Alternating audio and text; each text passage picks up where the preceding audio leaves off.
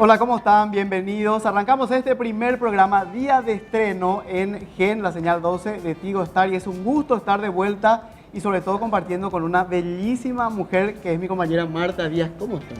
Hola Guille, ¿cómo estás? Un saludo también a toda la audiencia. Feliz de poder estar en este primer programa de Juego de Mesa, donde tenemos un invitado de lujo hoy. Así es, de lujo, invitado estreno, con quien vamos a compartir muchas cosas, pero sin más preámbulos ya lo presentamos.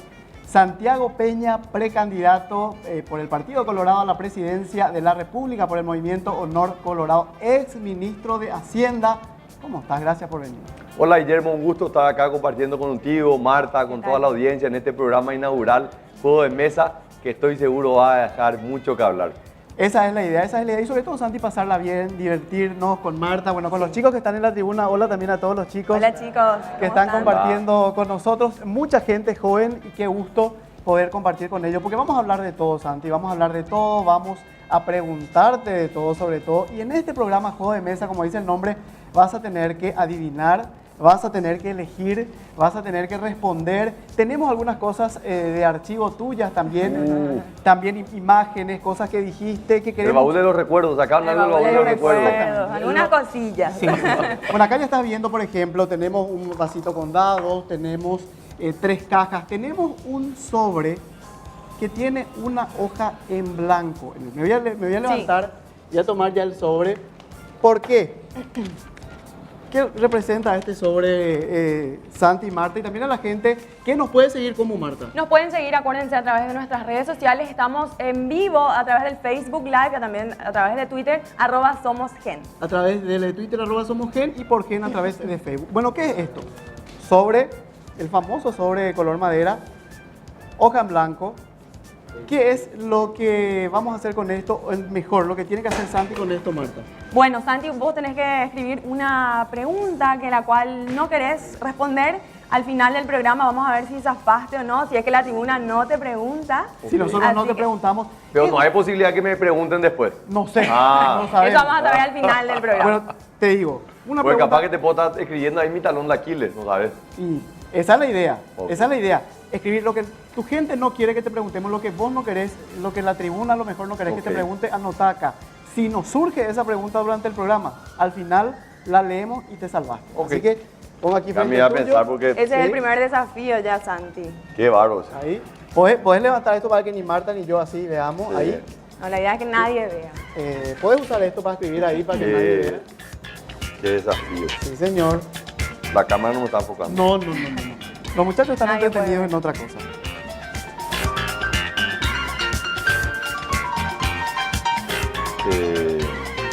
No pueden continuar ustedes hablando, porque me ponen un poco Vamos a nervioso. dejarle que unos están- que están minutillos todos porque están mirándome, ¿verdad? O sea, un poco Demasiado en complicado. realidad queremos saber qué es lo que no querés que se te pregunte, ¿verdad? Pero bueno, recordémosle a la gente, Marta, señal 12 de Tigo Star, estamos por el canal GEN, el canal del Grupo Nación, y también redes sociales, ¿cuáles? Redes sociales, estamos como @SomosGen en Twitter y también en Facebook Gen. Un saludo a todos los que nos están mirando y les decimos que pueden enviar sus preguntas también a través del Facebook porque vamos a estar contestando. Santi más bien va a contestar todas las preguntas. Así es, así que envíen, escriban todo lo que quieren preguntarle. Por ahí ustedes aciertan cuál es la pregunta que él está anotando ahí. Su letra es chiquitita. No vemos nada. No vemos, Muy yo chiquitita. soy miope, pero no hay Creo que es ninguna medio posibilidad. cursiva, ¿verdad?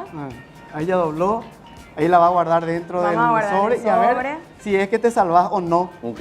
de esa pregunta. Demasiado quiero saber. Yo Y también estoy seguro quiero que la saber. gente en su casa, por ahí también pueden eso, tirar la pregunta a ver qué es lo que Santi no quiere que se le pregunte. Pueden Bueno, hacer sus apuestas. si eso es lo primero, al finalísimo del programa vamos a hablar de eso. No vas Ok, a responder, no vas a perfecto. responder. Bueno, vamos ahora a otra parte del programa y comenzamos los juegos. ¿Ves, Santi, ve la gente también en casa? 3 cajas. 3K. En esas 3 cajas hay temas trascendentales para el país. Salud, educación, economía. Vos sos experto en lo que tiene que ver con los números, con la economía, ex ministro de Hacienda. Por mi parte, ojalá que no te salga, quiero que te salga otra de las consignas, pero bueno, vos tenés que elegir una de las cajas, cualquiera, y Marta se va a encargar de hacerte la Yo pregunta. te voy a ayudar. Así Dale. que ¿Puedo empezá empezar? eligiendo. Sí, señor, puedes empezar elegí eligiendo. vos. A ver, eligiendo vamos a empezar a estar al cualquiera. medio. Vamos a ver si sos un hombre de suerte. Saco, Santi Peña. Marta. Ya sacaste, mirá. Te tocó economía. Sí, sos un hombre de suerte. Sí, es un hombre de suerte. Vamos a sacar para que la gente pueda ver en sus casas. Sí. Acá tenemos economía, vamos a mostrar las otras también. ¿Te ayuda, Marta? Sí, me ayudas. Te ayudo con las cajas. Teníamos salud, Santi. Buenísimo. Vamos a sacar. Acá está, salud. ¿Y la otra? Y en la otra caja estaba Educación. Que creemos son los temas que con el equipo de producción son los temas más... Pero eso fue directo en la caja del medio y sacó economía. Entonces Sí. vamos a realizar Pero la te, pregunta. pero te sorprendería cuán ligada está la salud y la educación con la economía de un país. Así. ¿Sí? ¿Es así? Ah, es así. Vos estuviste encargado de manejar el dinero de este país. ¿Sí? Es muy importante. Es fundamental. Pero bueno, vamos a ir a la pregunta y después capaz podemos encontrar los vínculos de la importancia de la educación y la salud con la economía. Bueno, y la pregunta es... La primera pregunta dice así, Santi Peña. Un gobierno no colorado promovió la universalidad y la gratuidad de la salud. ¿Cómo piensa Santi Peña hipotéticamente que va a hacer su gobierno en materia de servicios de salud? Me encanta porque en realidad le terminan preguntando lo de salud Sí. Claro, a través de la economía. es que es así, ¿verdad? Es finalmente la administración de recursos limitados para necesidades ilimitadas, ¿verdad? La realidad es que lo que se había prometido en el gobierno anterior de la gratuidad de la salud nunca existió. Y voy a dar un ejemplo que lo grafica muy bien mi candidato a vicepresidente Luis Neitin, el gobernador, exgobernador del departamento de Itapúa. Él decía, en la época que yo era intendente en Carmen del Paraná, un pequeño pueblo, nosotros a través de la descentralización de la salud podíamos operar de una hernia a la gente del pueblo. Contratábamos al anestesiólogo, contratábamos y por 400.000 guaraníes nosotros le operábamos de hernia a la gente en Carmen del Paraná, en su pueblo, no tenían que moverse de ahí. A partir de que empezó la gratuidad de la salud pública, nosotros no teníamos el médico, no venía por parte del Ministerio de Salud Pública. Entonces, ¿qué hacía? La gente que tenía que operarse de una hernia se iba hasta la ciudad de Encarnación, se iba ahí y tenía que anotarse y le dan turno para dentro de 2 meses. ¿Qué hace esa persona? Se va a un sanatorio privado y termina pagando 2 millones de guaraníes. O sea, lo que antes al municipio le salía 400.000 guaraníes y la gente se podía operar ahí, hoy no se puede y tiene que terminar pagando 2 millones de guaraníes para una operación de hernia que no puede esperar 2 meses. Entonces, poder responder a todas las necesidades en materia de salud necesita también un rediseño del sistema de salud pública. Nosotros tenemos un diseño como lo teníamos hace 60 años. Tenemos por un lado el Ministerio de Salud, tenemos por otro lado totalmente independiente el Instituto de Previsión Social y tenemos por otro lado acá en la capital lo que es el Hospital de Clínica que es administrado por la Facultad de Medicina. Para los ojos de la ciudadanía es todo lo mismo, el sistema de salud pública, pero sin embargo nuestra gente tiene que estar deambulando de un lugar para otro. Nosotros tenemos que hacer una reforma en salud pública donde unificamos el sistema, tiene que ser un sistema único, donde probablemente el Ministerio de Salud va a ser el regulador, el Instituto de Previsión Social va a ser el que va a proveer la salud pública en general y va a recibir un pago por parte del Estado y la gente va a tener un mejor acceso a la salud pública, Santi, que hoy lastimosamente no hay. Sí, pero la pregunta venía desde el punto de vista económico. ¿Cómo vamos a hacer con la plata? ¿Vas a conseguir más dinero? ¿El que hay es suficiente desde la economía del país? ¿Cómo vas a afrontar salud? Nunca va a ser suficiente, Guillermo. O sea, estas son necesidades ilimitadas. Vos cuando cubrís una necesidad, van surgiendo nuevas necesidades. Pero vos lo que necesitas es, los recursos que tenés que gastarlos bien. Y después tenés que ir incrementándolo. El problema es cuando vos aumentás recursos y no se están asignando de manera correcta, no te sirve de nada aumentarlos, ¿verdad? Lo mismo nos pasa en materia de educación. La gente habla, ¿no?, el 6% del PIB cuando se destina en educación, pero espera, si vos no tenés un mecanismo meritocrático que le permita al buen profesor, al buen docente tener una buena remuneración y una buena preparación, ¿cómo va a mejorar esto? Entonces, esto pasa por tener ese diseño que obviamente no se puede hacer si vos tenés un sistema caótico. Lo que se han hecho en estos 4 años es ordenar el sistema y ahora tenemos nosotros la responsabilidad de dar ese siguiente salto a reorganizar el sistema de salud pública y aumentar los recursos. ¿De dónde van a venir los recursos adicionales? Aumento en la recaudación a través de una mayor formalización, el mismo crecimiento de la economía. Eso te permite generar. En los últimos 10 años han aumentado las recaudaciones en 6 veces. La pregunta es, esas 6 veces más de ingresos, ¿los gastamos bien o no los gastamos bien? Mi evaluación es que no los gastamos muy bien, podríamos haber gastado mucho mejor y ese es el trabajo que tenemos que hacer. ¿Está trabajando ya tu equipo en esa reorganización para...? Sí. De hecho, Guillermo y Marta, esto es algo que yo, siendo ministro, mucho antes de saber que iba a estar como precandidato a presidente de la República, eran temas que me preocupaban muchísimo desde el punto de vista del Ministerio de Hacienda. Yo no quería simplemente ser el cajero de la educación.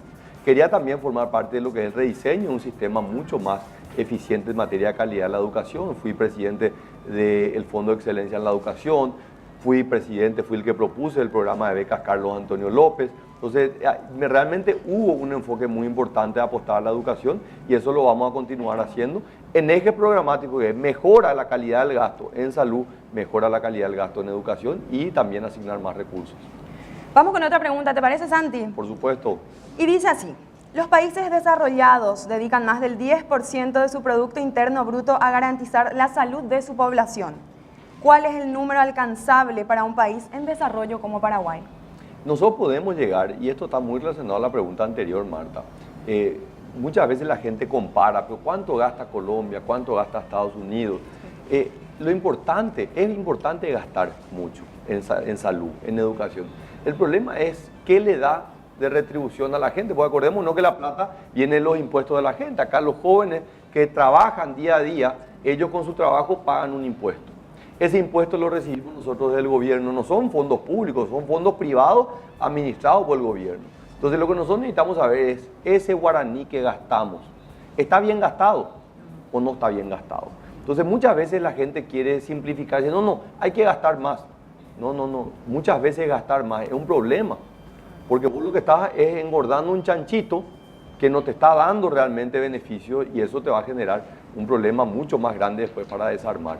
Entonces, Paraguay puede seguir aumentando y va a seguir aumentando la inversión en salud y en educación. Sí. La pregunta es si vale la pena. Y voy a contarle un poco una anécdota muy reciente, ¿verdad? Hace 2 días me reuní con los becarios, los 30 docentes de los 17 departamentos del Paraguay que van a ir a hacer una maestría al exterior, a España. Sí. Ellos aplicaron, cada uno de ellos aplicó a la universidad en España fue la que la aceptó, no fue un mecanismo, o sea, 100% meritocrático. Y uno de los jóvenes, maestro, que realmente contó su historia muy emotiva, dijo, cuando yo estaba en 4º grado, era del fondo del Guairá, terminé el 4º grado, no había más 5º grado en mi ciudad.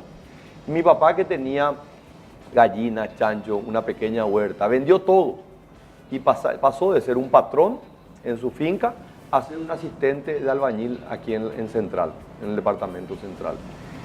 Realmente un sacrificio enorme. Vino acá, le dio la posibilidad a su hijo para que estudie, para que se sacrifique. Este joven continuó la profesión de docente y me estaba contando, nos contaba varios que los que estábamos en la reunión, decía la noche antes, él había hablado con su papá y su papá le dijo, mi hijo, valió la pena. Todo lo que hice valió la pena. Por eso es importante este mecanismo meritocrático. Si nosotros no hubiésemos tenido un programa como becas Carlos Antonio López y ese joven con un enorme potencial no se hubiese podido desarrollar y no hubiese valido la pena todo el esfuerzo que hizo su papá desde el momento que dejó su departamento de Guairá para venir a darle un futuro mejor. Esa es la responsabilidad que tenemos nosotros de generar esas oportunidades en materia de educación. Y con relación a esto, volviendo un poco a la salud, somos un país en desarrollo, tenemos necesidades inmensas en cuanto a salud, sobre todo en el interior, como decías. Sí. 10% es suficiente. ¿Cuánto tenemos ahora y a cuánto crees que se puede llegar durante tu gobierno si es que llegas a lo que hoy estamos destinando es insuficiente, hay que destinar más. Nosotros hemos avanzado progresivamente el gasto social año a año y esto se ha hecho gracias a un mejor control sobre el gasto salarial, porque por lo general todo el gasto público, más del 80% del gasto público era destinado a salarios, que es importante porque los salarios también son para pagar a médicos, a docentes, pero también necesitamos infraestructura construida. Lo que hoy yo te puedo decir es que tenemos que también cambiar el rediseño. Nosotros tenemos un sistema de salud pública que está muy concentrado en curar al enfermo y no en prevenir que la gente no se enferme. Vos hoy te vas y recorrer los centros médicos de asistencia, emergencia, y hay 2 dolencias que son las que dominan la atención. Una es la diabetes y la otra es la hipertensión. Ambas son enfermedades prevenibles. Entonces, lastimosamente, mucha gente llega ya con cuadros crónicos de diabetes, terminan amputando la pierna, esa persona después no puede trabajar, queda totalmente impedida de poder continuar una actividad profesional que requiere un esfuerzo físico. Entonces, tenemos que volcar también, por eso que la relación es tan directa entre la educación, la salud y la economía. Una economía que no tiene mano de obra calificada, capital humano, que se formó no se puede desarrollar. Una población que no tiene salud pública no puede formarse. Por eso que programas como Tecoporá, que es transferencias condicionadas para familias en situación de pobreza, son tan importantes porque buscan romper ese círculo vicioso. Una familia muy pero muy pobre, por lo general los chicos cuando llegan, no sé, 10 años, salen a la calle a trabajar. Ese niño ya deja el colegio. Por lo general esos niños no se van al centro de atención, no se ponen la vacuna, se enferman más por lo general. Esos niños que se enferman más no van al colegio.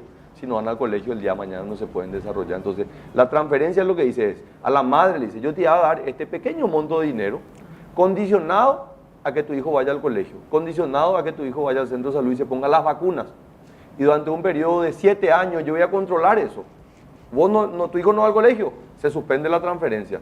Tu hijo no se va al centro de salud, se suspende la transferencia. Entonces la madre está haciendo ese esfuerzo, porque es un esfuerzo también para ella hacer todo eso, pero finalmente le permite a su hijo el día de mañana salir de ese círculo vicioso de la pobreza y poder tener un trabajo, o por qué no, poder ir a la universidad, una formación técnica que le permita tener mejores condiciones de vida. Sí, sumamente interesante, ojalá quería nomás mencionarte el tema, porque tanto se insiste en este tema de destinar recursos, ¿verdad? Hay que ir a recorrer los diferentes centros de salud. Hay, por ejemplo, algunos que son emblemáticos, ¿verdad? El Centro de Salud en Loma Putá. Es impresionante porque vale la pena ir a mirar murales pintados por artistas paraguayos, donde el sistema de atención está totalmente en línea, computarizado. Y vos decís, espera, esto es mejor que un hospital privado. Y está ahí en Loma Putá, es un centro de salud público, ¿verdad? Entonces, sí, hay también casos donde encontramos médicos realmente con una pasión que hacen su trabajo impresionante y de pocos recursos hacen muchísimo, esa es la verdad. Bueno, le recordamos a la gente, Marta, que estamos en GEN, estamos por la señal 12 de Tigo Star, estamos a través también de Facebook en vivo, estamos de estreno, estamos con Juego de Mesa, nuestro primer invitado, el precandidato a la presidencia de la República, Santiago Peña. Y bueno, mucha gente estaba preguntando a través de las redes, Santi, a través del Facebook, del Twitter, y también la gente que quiere preguntar, hablaba de niños, hablaba de jóvenes, un país donde más del 60, casi el 70% de jóvenes está acá en nuestra tribuna y queremos también darles la oportunidad para que ellos pregunten, y para eso ya vamos hasta Ana Laura. Hola Ana, ¿cómo te va? Ana. Hola, ¿qué tal Santi, Ana. Martita, Guille? Bueno, pasamos con la primera persona que te va a hacer la pregunta. ¿De dónde sos, tu edad y cuántos años tenés? Hola a todos, hola Santi. Yo soy Anabela Pino, tengo 30 años y mi pregunta para vos es la siguiente.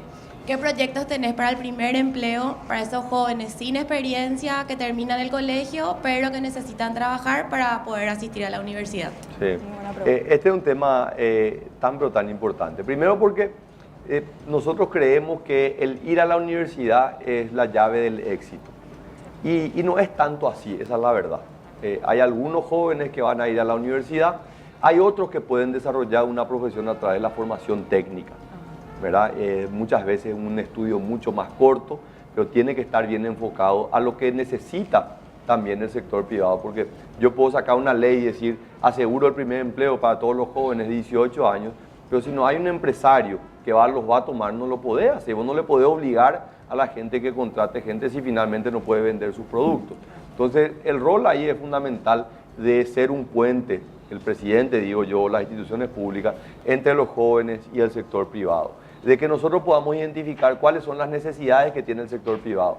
Si en el sector privado faltan, por ejemplo, plomeros, el SNPP tiene que enfocarse en la formación de técnicos en plomería, en electricidad, en mandos medios en general. O sea, ¿por qué no también potenciar los bachilleratos técnicos, tanto en informática, tanto en administración, en miles de esos, cientos de áreas que le permiten a los jóvenes poder salir ya del colegio con algún tipo de formación? El año pasado estuvimos en Alemania, fui acompañando al presidente y al ministro de Educación y Ciencia, donde Paraguay está incorporando un modelo que ha sido muy exitoso, que es la educación dual, ¿verdad? Que los chicos puedan ya tener una formación técnica mucho más profunda y rigurosa, ya de la misma escuela pública. Y yo creo que esa es la herramienta más importante. Y también, Anabela, escuchar cuáles son los problemas que hoy encuentra el sector privado, porque muchas veces decimos, a ver, el salario mínimo en realidad es un salario máximo.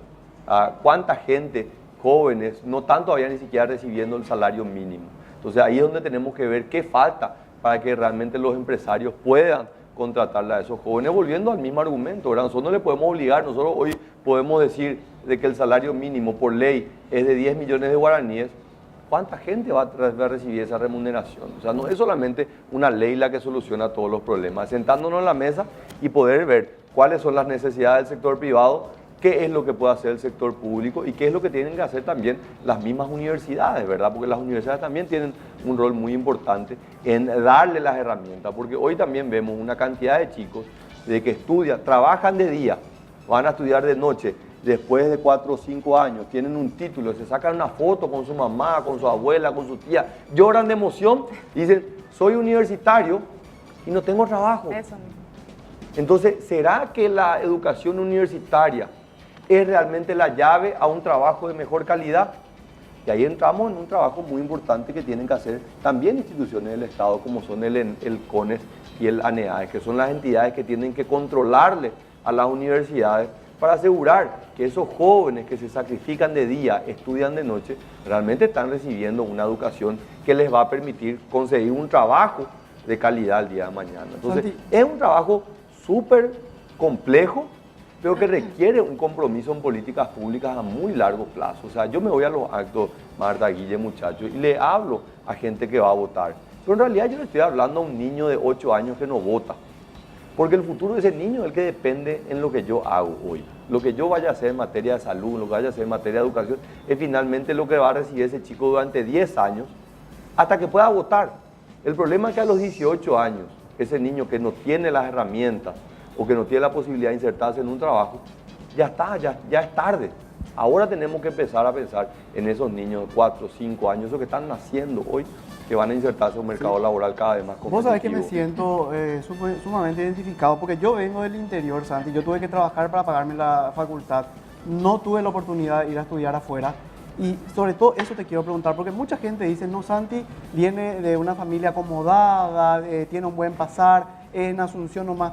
¿Qué vas a hacer por los jóvenes del interior que quieren estudiar, que quieren trabajar? ¿Qué vas a hacer por ellos? Guille, realmente esto es parte también de un estereotipo, ¿verdad? La gente me ve, pero cuando la gente conoce mi historia, yo no soy de una familia adinerada, te puedo decir que nunca faltó un plato de comida en mi casa, ¿verdad? Pero mucho más cariño que cosas materiales.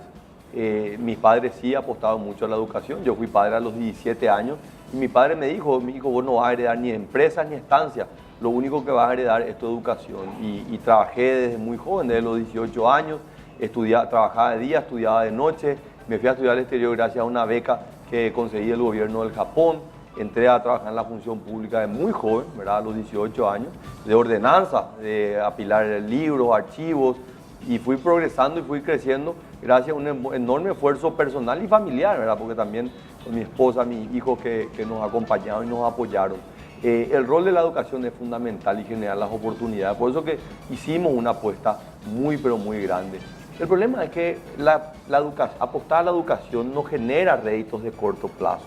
Mucho de lo que nosotros empezamos a hacer en el gobierno de Horacio Cartes, se van a ver los resultados dentro de 10, 15 años. Esa es la realidad. O sea, no es muy rentable políticamente apostar a la educación. Sí requiere un compromiso personal demasiado grande. Y yo creo que eso es lo que estamos haciendo. Para mencionar nomás un ejemplo, una de las instituciones que genera mayor cantidad de becas a nivel nacional es la Itaipú. Sí. Las famosas 1000 becas de Itaipú. Hace 2 años se hizo el concurso y solamente 600 pasaron el examen. Estaban las 1000 becas ahí y siempre la tentación era, no bajemos los estándares, porque está la plata ahí. Pero espera, ¿cómo si no pasaron el examen? Fue una decisión muy difícil, pero muy difícil e impopular. Pero sin embargo enviamos la señal, hay que prepararse. La señal que le enviamos a jóvenes que estaban terminando el colegio y que querían ir a estudiar a la universidad, estudien, prepárense para ir a la universidad. Y así lo hicieron. Al año siguiente, 2.300 pasaron el examen. Y aumentamos las becas de 1.000 a 2.600, ¿verdad? Porque dijimos, esta es la apuesta, no es a bajar el estándar, es a apostar a aquellos que se sacrifican. Bueno, así nos están haciendo de la producción, Marta. Yo tenía una pregunta que le quería hacer. Metele. Con respecto a lo que mencionaste, que fuiste padre muy joven, a los 17 años, ¿qué le decías a todos esos jóvenes que se identifican seguramente contigo, que tienen que trabajar y estudiar al mismo tiempo? Es difícil dar sugerencias, Marta, ¿verdad? O decir que me cuesta, a mi propio hijo de 20 años me cuesta darle recomendaciones. Muchas veces él me termina dando recomendaciones a mí, ¿verdad? Pero yo creo que es más que nada contar mi experiencia. Yo no sé si es un ejemplo, yo siempre digo, a mí me fue muy bien, al principio obviamente costó muchísimo, pero todo lo que conseguí fue el resultado de sacrificio, de muchísimo esfuerzo y de mucha pasión en todo lo que hice. Yo no quiero recomendarle a la gente que sea padre joven, ¿verdad? Pero en mi caso fue lo mejor que me pasó porque me dio un propósito en la vida. Trabajé muchísimo y siempre sabía que había gente que dependía de mí. Entonces, yo lo que sugiero es, nadie nos va a regalar nada. Al joven nadie le va a regalar nada, a nadie.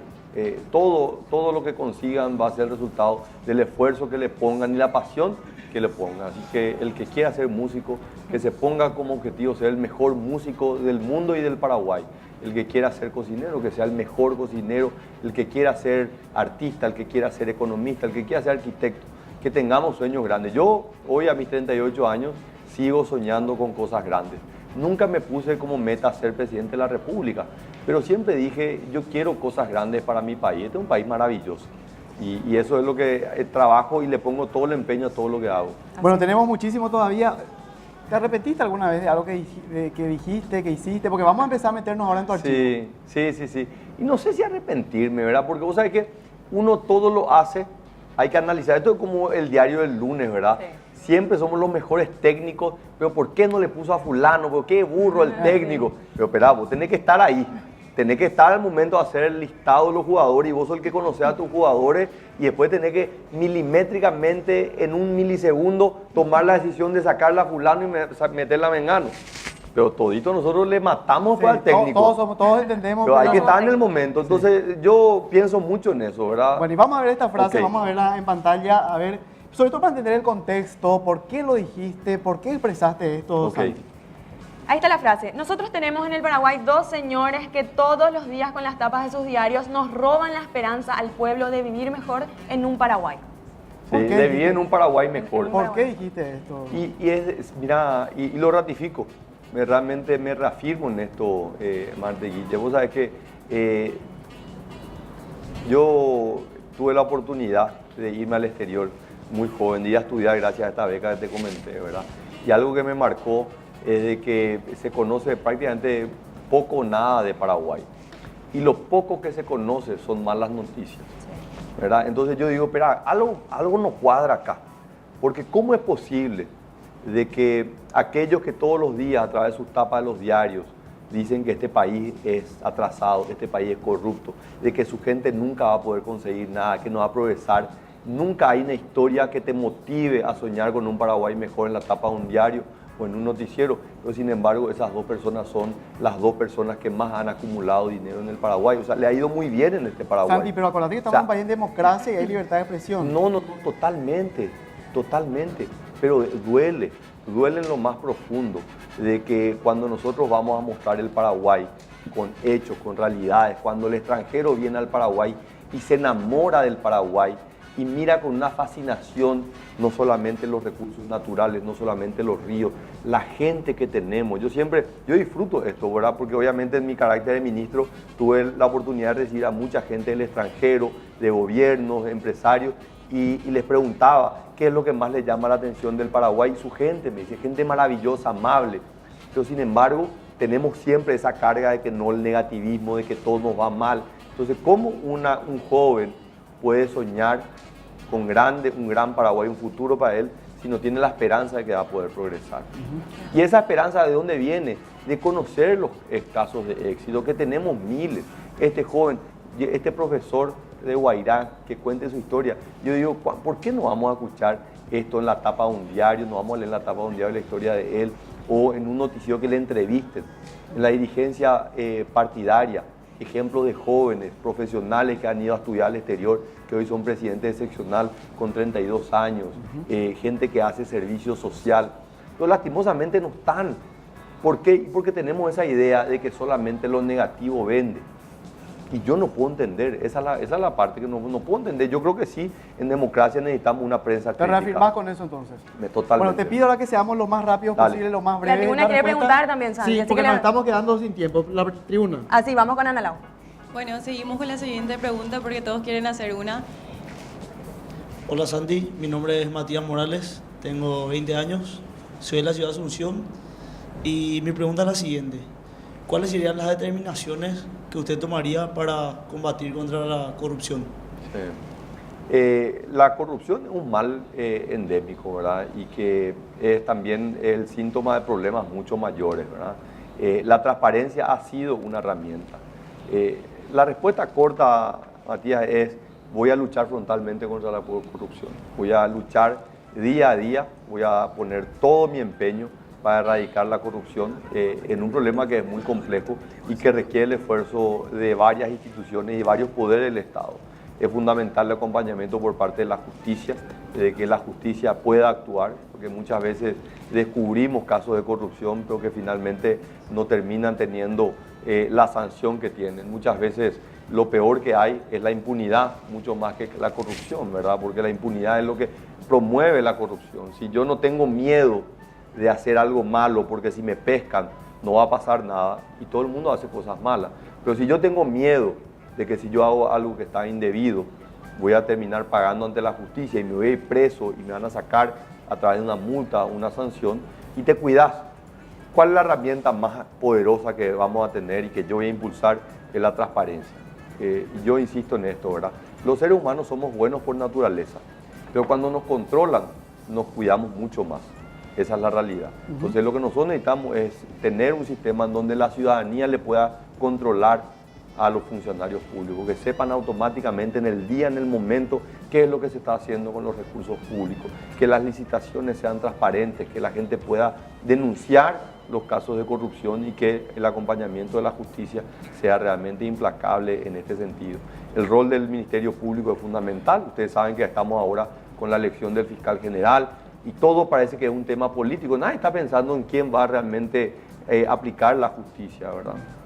Bueno, Santi, tengo ya acá bailando en mis manos el mapa del Paraguay, pero un mapa vacío. Marta, ¿dónde están los departamentos? Bueno, los departamentos, Santi, están acá los 17 departamentos. Yo voy a mezclar bien y acá vamos a mostrar. Tenemos Boquerón, Bien. Alto Paraguay, están todos los departamentos. También tenemos, a ver, los más chiquititos, Caguazú. Acá tenemos... Cordillera, el más chiquito. Bueno, uno de ellos tiene que elegir. Uno de ellos el tiene señor. que sacar, Lo Santi. elijo sin Sin mirar. Sin mirar. Vamos a ver Vale, si tenés perfecto. suerte como hace rato. A ver, No mires. Sin mirar. a ver. A ver, ¿cuál Presidente es? Ayes. Presidente Ayes. Presidente Ayes. Santi, ¿qué tenés pensado para ese departamento? Bueno, ustedes saben, presidente Ayes está acá al lado nada más de Asunción, un enorme potencial, un departamento de que tiene la bendición que está al lado del río, ¿verdad? Una extensión enorme al lado del río Paraguay y uno de los principales activos que tiene Paraguay es la hidrovía. Sí. Entonces, yo creo que es un departamento que tiene muchísimo futuro, pero para que ese potencial se pueda dar, hay que hacer una apuesta muy, pero muy fuerte en materia de infraestructura. Todavía los campos del Bajo Chaco son campos de que están muy propensos a la inundación, ¿verdad? Se llenan con la crecida del río cada año, entonces tienen que darle un enfoque diferente. Paraguay tiene un potencial enorme en materia de producción de arroz. Probablemente, presidente Ayes, sea un departamento en el cual se puede dar eso. También estamos viendo un crecimiento importante en materia logística por parte del sector privado. Se están haciendo nuevos desarrollos logísticos, también urbanísticos. Está siempre este proyecto de tener un segundo puente que pueda conectar a Paraguay, Asunción, con el otro lado del río, y eso puede generar también oportunidades enormes. Pero es realmente un departamento muy grande, con un enorme potencial. Vos sabés que la línea de transmisión de 500 kV que vino de Itaipú termina ahí, en ese departamento. También tiene un potencial enorme en materia electrointensiva, ahora que se puedan instalar nuevas industrias, a partir de ahí también generación de empleo. Bueno, tenemos más preguntas Sí, a través de señora. las redes sociales porque nos están llegando millones a través de @somosgen y acá tengo una que dice así. Todos los días vemos asaltos y violencia en nuestro país. ¿Qué piensa hacer sobre la inseguridad? Hay que fortalecer el rol de la Policía Nacional, es fundamental. Y voy a contar solamente dos ejemplos. Uno es un proyecto que presentamos hace 2 años de seguridad ciudadana, que lastimosamente y por mezquindad política de algunos senadores fue rechazado. Ese proyecto lo que buscaba era paliar algunas de las falencias que tiene el Ministerio del Interior y la Policía Nacional en, por ejemplo, la formación de los oficiales en la misma academia, cómo tratar la violencia intrafamiliar, lo que es tener un laboratorio forense que permita identificar y perseguir a estos crímenes y delitos. Este proyecto se volvió a presentar, estamos ya en una fase que ojalá lo pueda aprobar el Parlamento, pero también hay otras iniciativas que vienen a través del fortalecimiento y la creación de unidades. Por ejemplo, la unidad LINCE de la policía, que es la policía motorizada. Este equipo fue formado y entrenado con la policía de Ecuador, que ha sido muy exitosa, ¿verdad? Los resultados preliminares, esto es muy reciente, solamente unos meses tiene, estamos viendo que ha aplacado muchísimo los crímenes en el departamento central. Todavía nos queda un enorme camino por delante. Pero finalmente, Marta, el tema de la criminalidad y la inseguridad pasa por la generación de oportunidades. Por esos jóvenes que van finalmente a la delincuencia, son muchas veces jóvenes que no encontraron la oportunidad de estudiar, no encuentran la oportunidad de trabajar. Claro, lo que Entonces, mencionaste anteriormente. Exactamente. Entonces, la mejor política de seguridad es generación de empleo a través de la educación. Perfecto. Súper interesante. Tenemos millones de preguntas en las redes Facebook, Twitter. Una hora están se queda explotando. corto hoy, Sí, ¿eh? nos estamos Sí, quedando, por eso cortísimo. estamos corriendo contra el tiempo. Bueno, además de esto, nosotros somos bastante prejuiciosos acá. Esta Sí. parte se llama luego el prejuicio. Nosotros creemos que no estás de acuerdo con esta frase que vamos a ver ahora en pantalla a través de una placa. Y bueno, la va a leer Marta y te vamos a preguntar, o en realidad queremos saber qué opinas al respecto, Santi. Y dice así: el sistema capitalista no precisa de individuos cultivados, solo de hombres formados en un terreno ultra específico que se ciñan al esquema productivo sin cuestionarlo. No, Esto dijo- totalmente en contra, ¿verdad? O sea, yo de hecho, todo este tema de la ideología, ¿verdad? Tampoco soy muy... Porque la gente quiere encasillarte, ¿no? Si vos sos de derecha, de izquierda, si sos seguidor de Marx o de Lenin. No existe más eso, ¿verdad? Hoy existen gobiernos transparentes que cuidan su país, que cuidan su gente, y gobiernos que no cuidan a su gente, ¿verdad? Entonces, yo creo que cualquier tipo de tratar de encasillar a alguien no se cae por sí solo, ¿verdad? Soy una persona que cree en el rol del Estado para poder igualar las oportunidades, porque la verdad es de que un niño que nace en el seno de una familia pobre no tiene las mismas oportunidades que un niño que nace en una familia de clase media o clase alta. Por eso que la educación es demasiado importante, porque finalmente nivela las oportunidades. Si yo le doy la misma educación a un niño de origen humilde, a que el niño que va a un colegio privado, y finalmente va a ser la determinación de cada uno de ellos lo que le va a permitir progresar. Van a estar igualados en materia de educación. Santi, con relación a esto, bien alguien te dice, bueno, yo tengo esta ideología, pero quiero trabajar contigo. Excelente, nosotros no discriminamos absolutamente por eso. O sea, todos aquellos que quieran al país, todos aquellos que sientan de que quieren involucrarse, pueden sumarse. Es impresionante el apoyo que hemos visto. Es gente que afiliada al Partido Colorado, pero que nunca participaba activamente, que no eran militantes, digamos, del partido, y que hoy se están sumando. Yo creo que esto es el mensaje más importante. Yo siempre digo, ¿verdad? O sea, acá no todos tienen que ser ni funcionarios públicos, ni estar en cargos electivos, pero todos tenemos que involucrarnos de alguna u otra manera en el barrio, en la comunidad, en el club. No podemos ser indiferentes, ¿verdad? Porque la indiferencia es lo que nos lleva muchas veces a no preocuparnos por aquellos más necesitados, ¿verdad? De repente nosotros nos sentimos afectados cuando vemos a través de la tele los niños en Somalia que no tienen que comer, pero sin embargo no nos vamos al Bañado Norte a ver cómo vive nuestra familia. Entonces es importante que vayamos un poco a recorrer y mirar un poco cómo están y cómo podemos cambiar esa realidad. Santi, debemos ir otra vez hasta la tribuna, hasta Analao. ¿Hay preguntas? Sí, seguimos ahí con el siguiente Hola Sandy, participante. ¿qué tal? Soy Diego Enciso, tengo 21 años, soy de Asunción, pero recorro bastante el interior porque soy de familia ganadera y así como estudio también trabajo en el campo. Mi pregunta va relacionada a algo que ya te hicieron a través de las redes sociales, que es sobre la inseguridad. ¿Qué propuestas tenés contra la inseguridad, pero específicamente contra este grupo criminal autodenominado EPP que dificulta bastante nuestro trabajo? en el Sí, campo? el tema de seguridad del norte es un capítulo diferente al que nosotros vemos en lo que es la inseguridad ciudadana, ¿verdad? O sea, el que te asalta en el transporte público para robarte el celular. Lo que tenemos que entender es que en el norte es un problema que se acumuló durante décadas por una ausencia del Estado. Cuando vos vas a esos lugares y mirás, por ejemplo, la falta de caminos, la falta de escuelas, la falta de salud pública, Entonces ahí uno empieza a entender cómo es posible que haya emergido este grupo, ¿verdad? Y que a la noche están en sus casas durmiendo como cualquier otro y durante el día van al monte y están vestidos con ropa de militares, ¿verdad? ¿Cómo vamos a combatir eso? Y esto se combate con presencia del Estado. La presencia del Estado a través de la inversión en infraestructura, caminos, puentes, caminos de todo tiempo que permitan de que las actividades legales puedan ser prósperas, ¿verdad? Porque muchas veces la ausencia del Estado es lo que permite que nadie vaya ahí, ¿verdad? Y solamente emergen las actividades ilícitas. Vamos a conseguir esto con también la inversión en línea de transmisión que lleven industrias, entonces ahí va también a generar una alternativa para la generación de empleo. Es un problema súper complejo, donde lastimosamente esto siempre se utiliza con un fin político electoral, ¿verdad? Y trata de medir el éxito o el fracaso. Pasa lo mismo con la educación. Nosotros no podemos medir el éxito o el fracaso de la educación simplemente en un periodo de gobierno. Esto lleva años. Lo que nosotros tenemos que decir es, ¿realmente estamos enfrentando el problema o no estamos enfrentando? ¿Hemos invertido en el norte o no hemos invertido? Yo te puedo decir que sí. Una ruta como por ejemplo la que lleva a Capitán Vado, la gente no puede creer, es una ruta que era impensable hace unos años, ¿verdad? Entonces, que lleva al límite con el Brasil. Y también entender de que estos son problemas transnacionales que requieren soluciones transnacionales. Entonces, mi determinación también de trabajar conjunto con el Brasil, con Bolivia, con Argentina, para que podamos atacar, ¿verdad? Porque hablamos del EPP, pero no tenemos también olvidar, está el PCC, está el Comando Vermelho. O sea, hay realidades también que esto también está muy ligado a todo lo que es el narcotráfico. Sí, Santi, entonces tenemos que tratar esto sí. Y de vuelta forma parte también del tema de la justicia, porque de qué me sirve a mí que la policía y los militares la agarren si después un juez los va a liberar. Sí. A ver, otra pregunta de la tribuna, Ana Sí, Laura. la siguiente. Sí, buenos días, Santi. Soy de Cagupé. Si puedes acercar más tu micrófono. De Cordillera.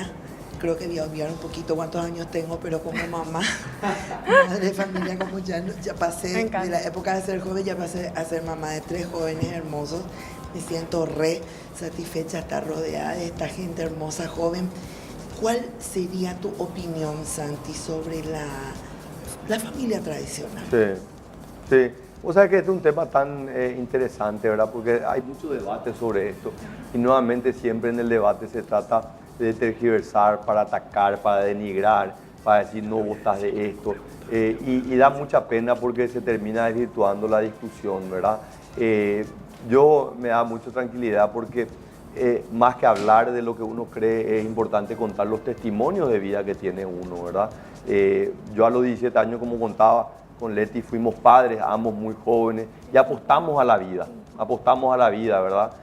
Para nosotros nunca estuvo en duda el tener a un hijo, era realmente lo más magnífico, a pesar de la dificultad del momento, ¿verdad? Pero apostamos a la vida. Y luego a construir un matrimonio, ¿verdad? Que luego de 20 años nos sentimos orgullosos, no es fácil, pero realmente nos sentimos muy, pero muy orgullosos del camino que hemos transitado, cómo hemos crecido juntos.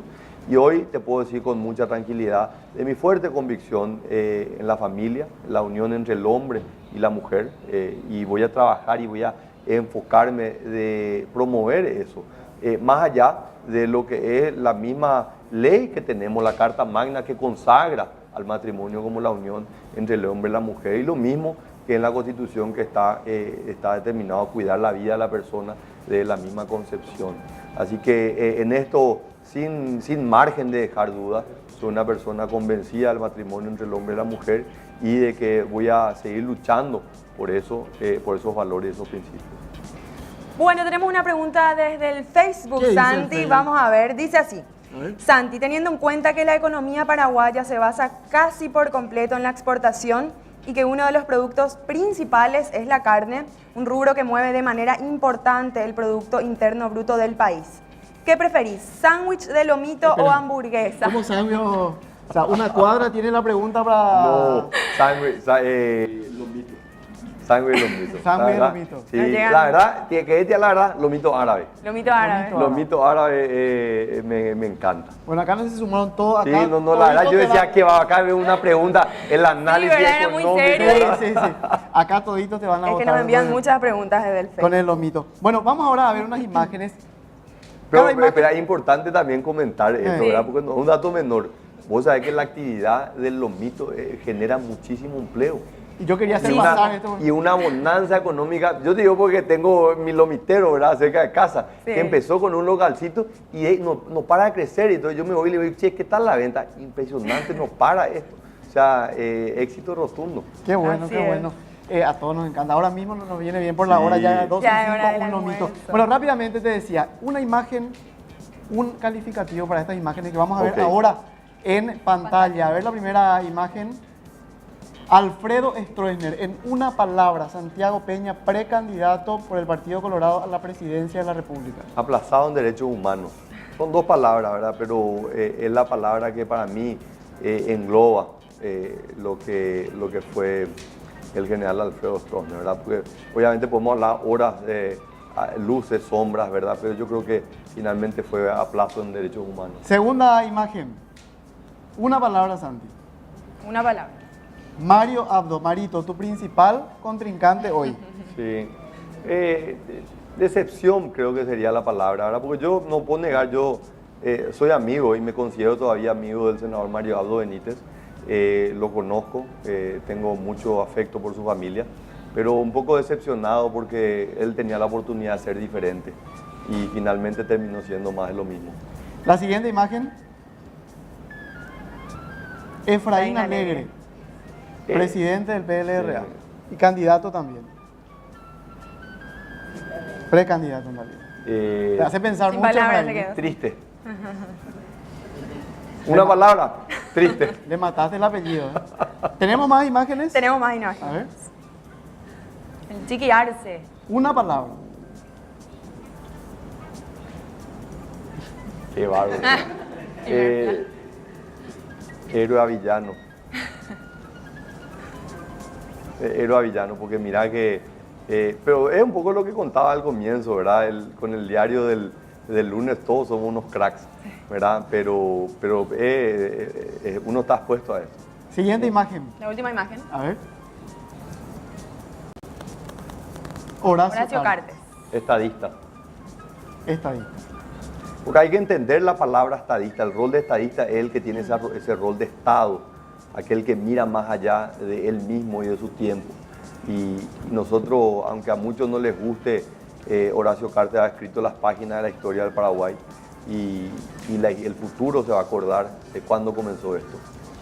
Bueno, ahora vimos todos estos personajes políticos, estas figuras políticas en realidad de nuestra historia pasada y actual. Ahora, Santi Peña llega al Palacio de Gobierno. ¿A qué presidente te gustaría parecerte si es que llegara Santi? ¿A Ojo nivel que nacional o internacional? No hay que decir Cartes. No hay que decir Cartes. No es vale, cierto. no vale. Anotada Ese es el esa juego. declaración.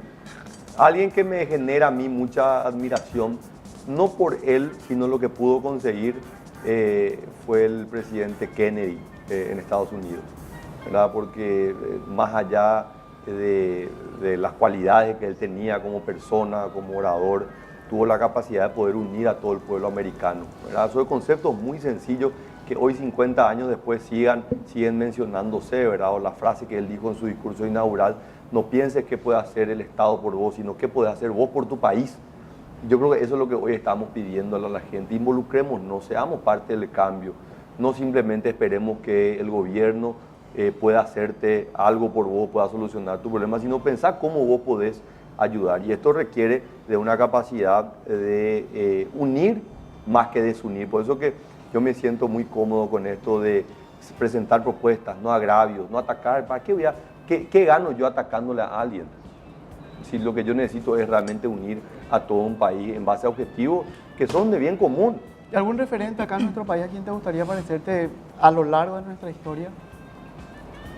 Y yo creo que cada uno en su momento jugó un rol protagónico, ¿verdad? Francia, imagínate, él tuvo la capacidad de rodearse de gente muy joven, imagínate, los héroes de la patria fueron los que consiguieron la independencia, eran jóvenes de 27, 28 años. Francia era una persona ya más ilustrada, tuvo la oportunidad de ir a estudiar a la universidad en la Argentina. Carlos Antonio López, yo no por ninguna coincidencia, él lleva el nombre del programa de becas que me tocó a mí presentar. Yo creo que él fue en su momento también marcó una diferencia y es lo que permitió que hoy, 160 años después, sigamos hablando de él con tanta fuerza y nos sentamos identificados, ¿verdad? Yo creo que sí. Carlos Antonio López creo que es alguien en el cual me siento muy identificado. Bueno, quedaron muchísimas preguntas. Yo le pido perdón a la tribuna. Las preguntas de ustedes vamos a anotarlas, le vamos a entregar a Santi para que él las responda o después del programa se pueden quedar a conversar con él si es que él tiene tiempo. A la gente del Facebook y el Twitter también le pedimos disculpas. Ahora, la temática del programa también va a ser la siguiente. ¿Quién, para el próximo programa, para el segundo programa de Juego de Mesa, quién crees que tendría que sentarse en ese lugar y responder las preguntas y jugar con nosotros? Y mira, lo lógico es que vengan los otros candidatos a presidente, ¿verdad? Pero no quiero tampoco sonar como que lo estoy poniendo en una situación incómoda. Pero eso Tienes no que te decir queremos, pues. uno. ¿Quién tiene que y el ser el senador Mario próximo? Abdo, el senador Mario Mario Abdo, Ok. pero no por mí, sino por la gente que está al otro lado de la cámara, ¿verdad? Yo lo digo esto, yo no quiero entrar a confrontar con él en un debate, pero finalmente la gente tiene el derecho de saber. O sea que en Estados Unidos, por ley, está obligado que los candidatos vayan a debates, ¿verdad? El primer debate televisado en la historia fue Nixon y el presidente Kennedy, y realmente marcó un hito. Esto no hay que hacerlo por nosotros como candidatos, sino por la gente que tiene la obligación del 17 de diciembre elegir, no solamente ir a votar. Y para elegir uno necesita mucha información, tiene que conocer, tiene que saber. Aquel que quiere ser presidente tiene que tener la capacidad de poder escuchar, de poder debatir, de muchas veces escuchar lo que no quiere escuchar y decir lo que él cree y lo que él siente a cada uno de los temas que son tan sensibles para cada uno de los paraguayos. Bueno, ya está. Entonces, el primer invitado, Marta, nos sugiere al segundo invitado que sea el senador Mario Abdo Benítez. Mario Abdo. Le vamos a hacer la invitación, le vamos a extender, ojalá que acepte. Ahora, antes de irnos, me estoy por morir y quiero Creo saber que qué todos hay en queremos, ese todos sobre. queremos saber si es que A ver, zafaste a o ver, no a de ver, la pregunta Vamos a mirar. prohibida. Señorita, le cedo el honor. Vamos a mirar. A ver qué hay en ese No, sobre. no vale después preguntarme la pregunta. Pero Si se te querés preguntó, no se te responder, preguntó. no, No se querés te responder, preguntó. ¿No? Vamos a ver. ver. ¿De qué zafó? ¿Lo decimos? Sí, Sí, claro. sí. Mostrar a la gente. Vamos a mostrar. Mostrar a la gente.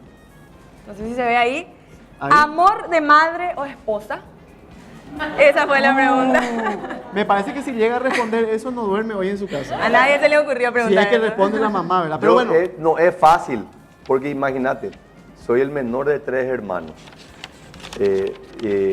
Tengo una adoración a mi madre, pero con mi esposa viví más tiempo en mi vida con mi esposa que con mi madre. sos muy bueno para zafar, voy para quedar bien con las dos. Sos muy bueno. Gracias, Santi, por acompañarnos. Muchas gracias, Guille, muchas gracias, Marte, A vos. muchas gracias, muchachos, por permitirme compartir con ustedes. Gracias, y a la Santi. audiencia, por supuesto. Gracias, Santi. Santiago Peña, precandidato a la presidencia de la República por el Movimiento Honor Colorado del Partido Colorado, estuvo en este primer programa de Juego de Mesa de GEN. Un gusto compartir contigo. Igualmente, Guille, gracias a toda la audiencia también y nos volvemos a ver en una próxima edición. Así es, así que pasen bien, que tengan un excelente día. Chau. Chao, chao.